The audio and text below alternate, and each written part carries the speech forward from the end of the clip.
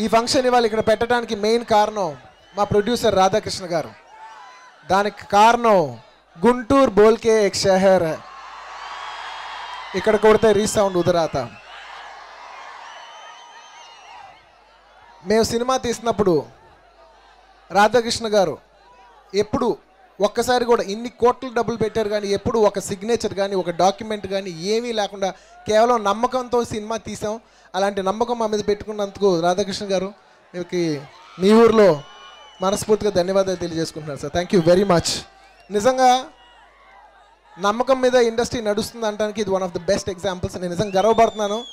ఇన్ని కోట్ల రూపాయలు వ్యవహారం, పేపర్ లేదు, సిగ్నేచర్ లేదు, ఏమీ లేదు, కేవలం నమ్మకం మీద ఇన్ని కోట్లు పెడుతున్నారు, ఇన్ని కోట్లు బయటకు వస్తున్నాయి. So thank you. ఈ ఆడియో కంపోజర్ దేవిశ్రీ ప్రసాద్,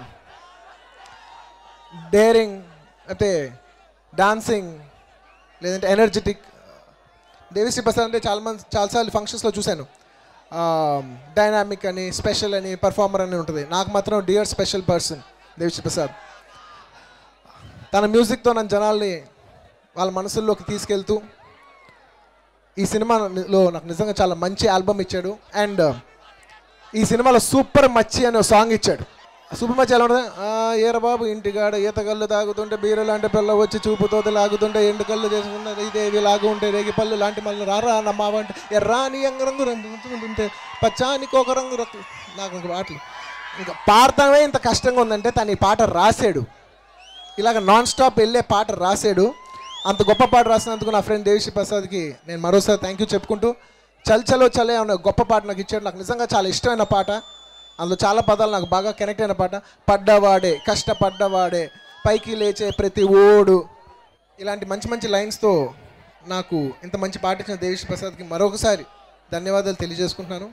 లాస్ట్లో త్రికం శ్రీనివాస్ గురించి మాట్లాడే ముందు, ఈ సినిమాలో చాలామంది టెక్నీషియన్స్ పనిచేశారు. ఒక్క షార్ట్ క్లాష్ కూడా పెట్టకుండా ఈ సినిమా కంప్లీట్ చేసిన మా కెమెరామెన్ ప్రసాద్ మురళి గారికి, అండ్ ఈ సినిమాలు నేను చెప్పలేకపోవచ్చు చాలామంది ఆశలు చేశారు. ఉపేంద్ర గారు, రాజేంద్ర ప్రసాద్ గారు, అలీ గారు, బ్రహ్మానందం గారు చాలామంది చేశారు. వాళ్ళందరికీ మనస్ఫూర్తిగా ధన్యవాదాలు తెలియజేసుకుంటున్నాను. అలాగే మాతో పాటు షూటింగ్ చేస్తూ మమ్మల్ని సడన్గా వదిలేసి వెళ్ళిపోయిన ఎంఎస్ నారాయణ గారు, అంటే మేము షాక్లో ఉన్నాం. ఇంకా ఆయన వెళ్ళిపోయాడు అనేది మేము ఇంకా నమ్మలేకపోతున్నాం. వన్ డే షూటింగ్ చేస్తున్నాం, ఆయన లేరని చెప్తున్నారు. మేము షూటింగ్ చేస్తున్నాం మేము నమ్మలేకపోతున్నాం. సో మమ్మల్ని అలా హఠాత్తుగా వదిలేసి వెళ్ళిపోయిన ఎంఎస్ నారాయణ గారిని ఒకసారి మేము అందరూ తలుచుకుంటున్నాం. We miss you sir.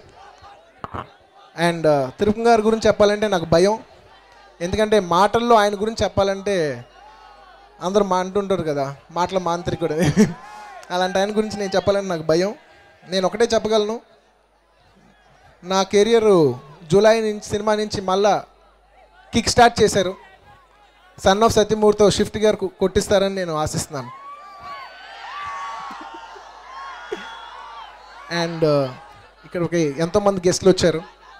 వీళ్ళు వచ్చిన వాళ్ళందరికీ మనస్ఫూర్తిగా ధన్యవాదాలు తెలియజేసుకుంటూ, ఈ సినిమా 9th రాబోతుంది, సన్ ఆఫ్ సత్యమూర్తి.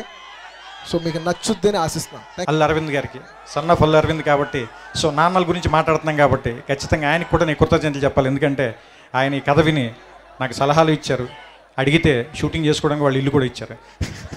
అందుకని ఆయనకి నేను మనస్ఫూర్తిగా కృతజ్ఞతలు చెప్తున్నాను. ఇకపోతే ఈ సినిమాని